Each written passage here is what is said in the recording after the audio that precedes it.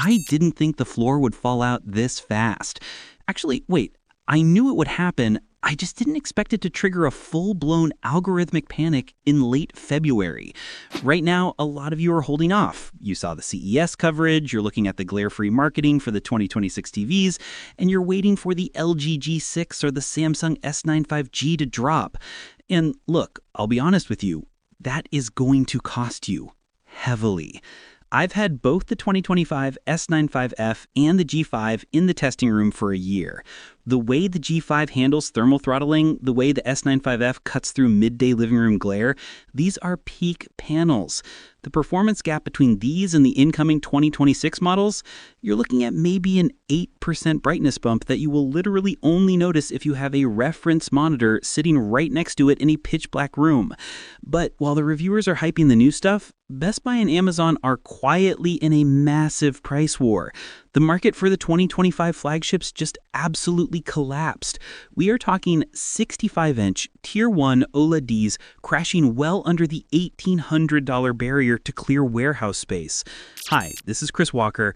I don't take money from LG or Samsung, which means I can actually tell you when it's time to exploit their inventory panics. If you appreciate independent, wallet-first testing, just hit the like button. Subscribe if you want to keep the marketing departments honest. Let me show you exactly what's happening behind the scenes here, because you do not want to miss this window. Okay, so let's break down why this is happening right now, because, well, it's not an accident. Every February, it's the exact same dance. The Super Bowl happens, retailers push out their mid-tier stock to the massive crowds, and then crickets. The CES hype cycle from January starts making people wait for the spring releases. But here's the reality of retail logistics. Pallets of 65-inch and 77-inch OLEDs take up massive physical space. A Best Buy warehouse manager doesn't care about quantum dot color volume, they care about cubic feet. And right now, LG and Samsung are forcing the 2026 stock down their throats. The system is choking on inventory. So let's talk about the S95F, Samsung's flagship QD OLED from 2025. I've had this panel running daily in the lab for over 10 months now. And the thing you have to understand about QD OLED, actually, wait, let me frame this better. Everyone talks about the peak brightness. Yes, it's incredibly bright. It hits around 1,700 nits in a 10% window, but that's a synthetic benchmark. In the real world, in a living room with two windows open at 2 p.m. on a Saturday, it's not the peak brightness that saves the picture. It's the color luminance. The reds and greens don't wash out when the sun hits the room. But I noticed something strange when I was running long-term HDR stress tests last July.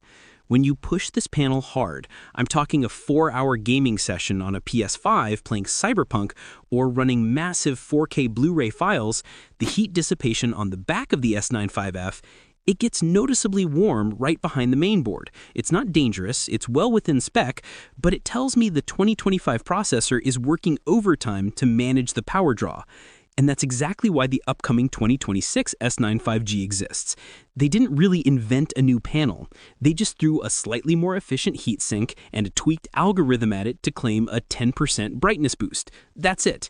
That is what you are going to pay a $1,200 premium for if you wait for the 2026 model, a heatsink. And let's talk about the real day-to-day frustration with the S95F, the Tizen operating system. Look, I'll be honest with you, I can't stand it. When you press the home button, there is this micro stutter, just a fraction of a second of menu lag before the apps populate. It drives me insane. You're paying premium flagship money and the UI feels like a cheap hotel TV. But is that worth spending an extra $1,000 on the 2026 model, hoping Samsung finally fixed a software quirk? Absolutely not. You buy an Apple TV 4K or an NVIDIA Shield, you plug it into HDMI 1, and you completely bypass Samsung software. Boom, problem solved. The TV becomes a dumb, beautiful monitor, and you just saved a massive amount of cash by buying the 2025 clearance model. The build quality on the S95F, though, it's unsettlingly thin. Like when you unbox it, you literally feel like you're going to snap the glass if you breathe on it wrong. Installation is a two-person job, non-negotiable. If you try to mount this 65-inch beast alone, you will flex the panel. I've seen it happen. I've seen the dead pixels it causes. But once it's safely on the wall, the anti-reflective coating is phenomenal. not the aggressive hazy matte finish they put on the frame TV. This is a glossy finish that somehow eats ambient room light without destroying the contrast. It's engineering magic. And this brings me to a question I get constantly. Actually, I want to hear from you guys on this right now. What is your actual priority? Are you strictly looking for the absolute best movie watching experience in a pitch black basement? Or are you fighting a bright, sunny living room where daytime glare is ruining your weekends? Drop a comment below and tell me your exact room setup and what specific TVs you want me to throw into the testing lab next to solve it. I read all of them, and it literally dictates what hardware I buy for the channel. Okay, so let's get back to this price collapse, because here is where the math starts to get really interesting. You have the S95F plunging well under $1,800 for a flagship QD OLED. That is basically unheard of for this tier of technology. The manufacturers are essentially subsidizing your purchase just to get the giant box out of the retail aisle. But Samsung isn't the only one panicking. LG is in the exact same boat with the G5. And honestly, this is where the real war is happening. Because LG's approach with the G5 was completely different than Samsung's.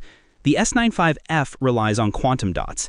LG relies on MLA, micro-lens array technology. Basically, billions of microscopic convex lenses layered over the pixels, pushing trapped light directly out at your eyeballs.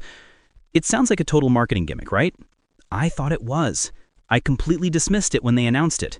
But then I put the G5 next to an older C series, and yeah, the difference in off-axis viewing and pure white luminance is staggering. It cuts through daylight like an LCD, but keeps the perfect OLED blacks. But there's a catch. There's always a catch in this industry. The G5 is designed to be wall-mounted. It's the Gallery series. It comes with a specialized flush wall mount right in the box. No table stand. If you want a stand, you have to buy it separately. And let me tell you, the official LG stand is wobbly. It's heavy, it's expensive, and the TV naturally leans back at a slight angle. It's a terrible design for a premium TV. If you are putting this on a wooden entertainment center, you're going to be annoyed every time you walk past it. But if you mount it, man, it sits flush against the drywall like a picture frame. The thermal management on the G5 is also superior to the Samsung. LG uses a massive custom heatsink that covers almost the entire back of the panel. I ran my thermal gun over the back of the G5 after a 6-hour movie marathon, and the metal was barely lukewarm. That means significantly less image retention risk. That means longevity. That means this TV will survive for 8 years without breaking a sweat. So why is the G5 dropping so fast? Because the 2026 G6 is rumored to have a slightly better AI upscaling processor for low bitrate content. That's it. We're talking about standard definition upscaling. Let me ask you, who is buying a top-tier flagship OLED to watch 720p cable TV reruns? It's a phantom upgrade. They are selling you a solution to a problem you don't have, purely to justify resetting the price tag back to a massive MSRP. This is the trap. The 2026 models are a trap.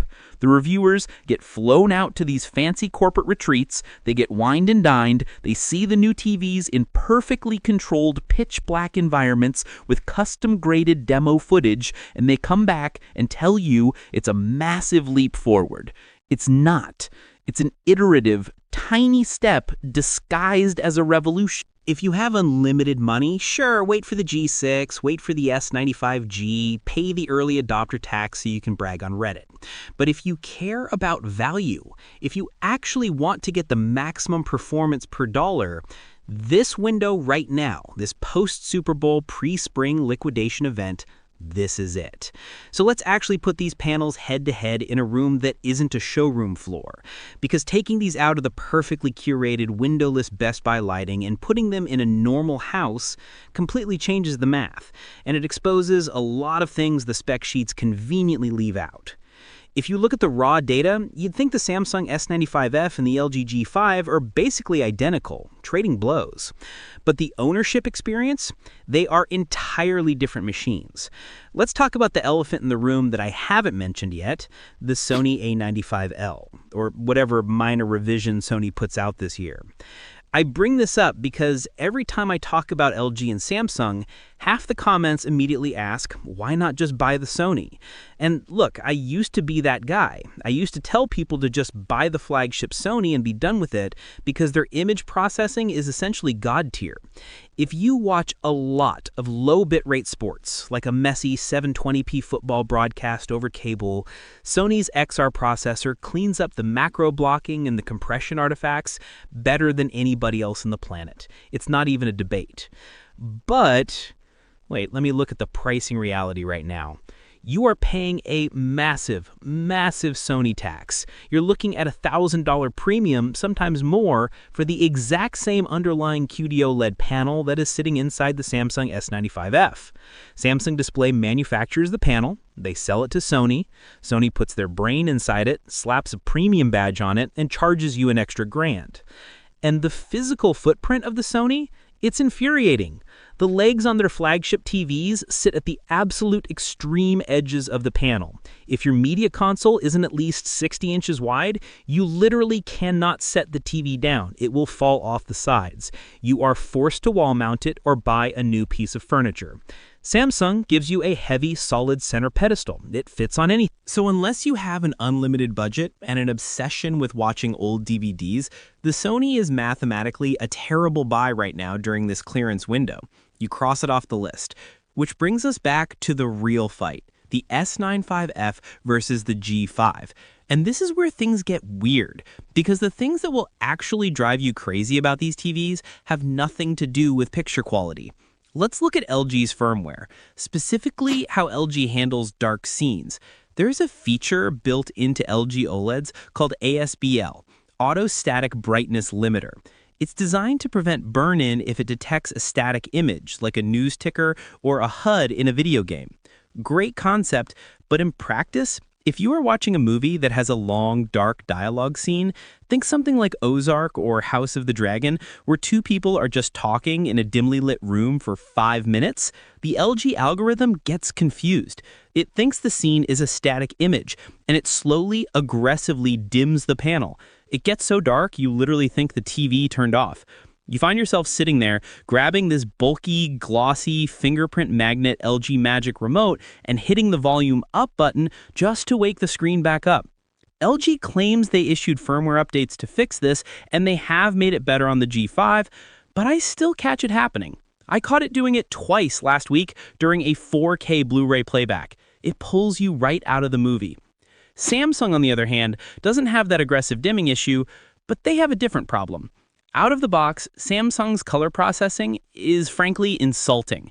They ship these TVs in eco mode to pass government energy regulations, which makes the screen look dim and blue. Then, when you take it out of eco mode, it defaults to a standard profile that pushes the colors so hard it looks like candy. People's skin tones look sunburnt, the grass in a football game looks like toxic neon slime. You have to spend 20 minutes digging through the Tizen OS, which again lags every time you press the home button, turning off intelligent mode, turning off the contrast enhancer, and switching the color space to custom just to get the TV to respect the director's original vision. Samsung desperately wants their TVs to pop on the showroom floor, and they don't care if it ruins the accuracy in your living room. And I have to mention the HDMI handshake roulette, because neither of these companies gets this right.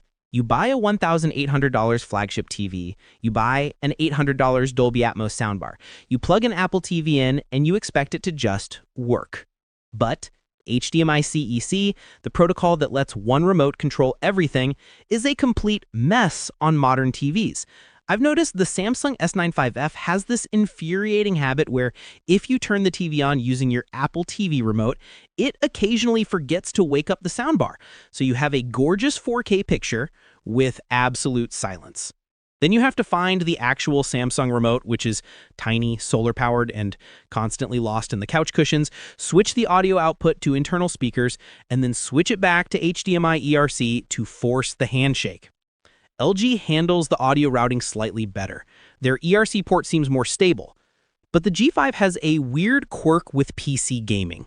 If you plug a high-end gaming PC into the LG G5 and try to run it at 144 Hz with G-Sync enabled, you get the subtle gamma flicker in dark gray loading screens. It's a known OLED issue. The voltage fluctuates when the frame rate drops, and the dark grays suddenly flash a little brighter. Samsung actually masks this VRR flicker better on the S95F, but they do it by crushing near black details. They literally just turn off the pixel slightly earlier, hiding the flicker in pure darkness, but swallowing up shadow detail in the process. You are choosing your poison. Do you want slight flickering in menus, or do you want to lose detail in the shadows? Now, I know what you're thinking. If these flagships have all these annoying quirks, why not just drop down a tier? Why not buy the LG C5 or the Samsung S90F? They're sitting around $1,300 right now. Save $500 and call it a day. I almost ignored this, and that would have been a massive mistake for anyone watching this who doesn't live in a basement. I put the mid-tier C5 right next to the G5 in my living room. I opened the blinds at 1 p.m. The C5 uses the older standard OLED panel without the micro-lens array technology, and side by side, the C5 acts like a giant black mirror. I could literally see the reflection of my couch, my coffee table, and my own face looking back at me while I was trying to watch a movie. The anti-reflective coating on the mid-tier models is entirely different. The G5 and the S95F have this physical optical layer that diffuses ambient light. When the sun hits the G5, it doesn't reflect a perfect image of your window, it scatters the light into this soft purplish blob that your brain can easily ignore. That right there is why you pay for the flagship. You aren't paying for the 5% bump in color volume. You aren't paying for the AI processor.